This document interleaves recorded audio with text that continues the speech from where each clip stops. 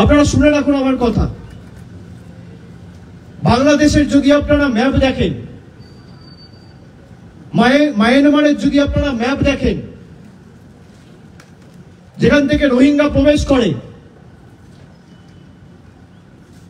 4 থেকে 5টা রাজ্য রয়েছে। আর মায়ানমার আর বাংলাদেশের বর্ডার যদি দেখেন, সব মিলিয়ে 8টা রাজ্য রয়েছে। একদিকে মিজোরাম রয়েছে, একদিকে নাগাল্যান্ড রয়েছে, একদিকে মণিপুর রয়েছে, উপরে অরুণাচল প্রদেশ রয়েছে, তার নিচে মেঘালয় রয়েছে, আসাম রয়েছে, একদিকে ত্রিপুরা রয়েছে, আর একদম পশ্চিমে রয়েছে বাংলা।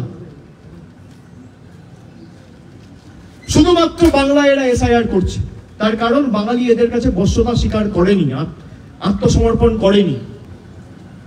যারা নিজেদেরকে হিন্দু ধর্ম এবং সনাতনী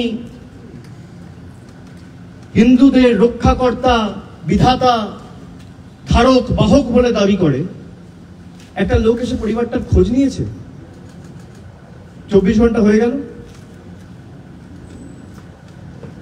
এরা ভাষণ দেয়, এরা ঠিক করবে কে বাংলাদেশ থেকে এসছে, কে পাকিস্তান থেকে এসছে।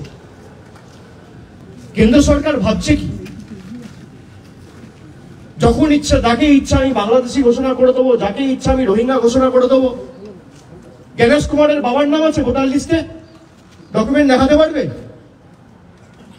অমিত শাহর বাবার জন্মের সার্টিফিকেট দেখাতে পারবে? প্রধানমন্ত্রী থেকে শুরু করে ক্যাবিনেটে যারা মন্ত্রী রয়েছে, স্বাস্থ্যমন্ত্রী, প্রতিরক্ষা মন্ত্রী, শিক্ষামন্ত্রী, অর্থমন্ত্রী, রেলমন্ত্রী, তার বাবার ঠাকুরদার জন্মের সার্টিফিকেট দেখাতে পারবে? যারা ইলেকশন কমিশনে কাজ করেন দেখাতে পারবেন? স্থানীয় যারা বিজেপির নেতারা যদি এখানে ঢোকেন, ঘিরে ধরবেন এদেরকে, বলবে বাবা ঠাকুরদার সার্টিফিকেট নিয়ে আয়, তারপর প্রচার করতে আসবে। বাবা ঠাকুরদার সার্টিফিকেট নিয়ে আয়, তারপর প্রচার করতে আসবি। বেঁধে রাখবেন, বেঁধে রাখবেন গাছে, পোস্টে বেঁধে রাখবেন, হাত তুলবেন না। আমরা শান্তিতে বিশ্বাস করি। বলবেন সার্টিফিকেট নিয়ে আয়, তারপর তো দড়ি খুলবো। যা, তোর বাবার সার্টিফিকেট, বাবার বার্থ সার্টিফিকেট, তোর দাদুর বার্থ সার্টিফিকেট, তোর ঠাকুরদার বার্থ সার্টিফিকেট, আর তোর দিদিমার বার্থ সার্টিফিকেট। তোর অমিত শাহ, মোদী সরকার যে আমাদের থেকে সার্টিফিকেট চেয়েছে, আগে তোরা সেই সার্টিফিকেট মানুষকে দেখা, তারপর কাগজ চাইবি মানুষের থেকে।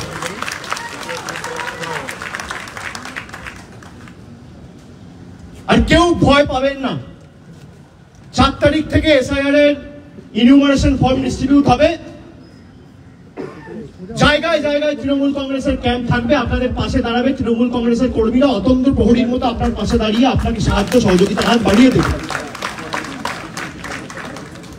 কেউ ভয় পাবেন না, ভয় পাওয়ার কোনো কারণ নেই। মমতা বন্দ্যোপাধ্যায় না থাকলে ভয় পেতেন, তৃণমূল না থাকলে ভয় পেতেন। যতদিন আমরা আছি নিশ্চিন্তে থাকুন। আমরা গরিব মানুষের 100 দিনের কাজের জন্য যেভাবে লড়াই করে 2 বছর ধরে, গত 2 দিন আগে সুপ্রিম কোর্ট অর্ডার দিয়েছে, সেখানে 2,58,00,000 গরিব মানুষের জয় হয়েছে।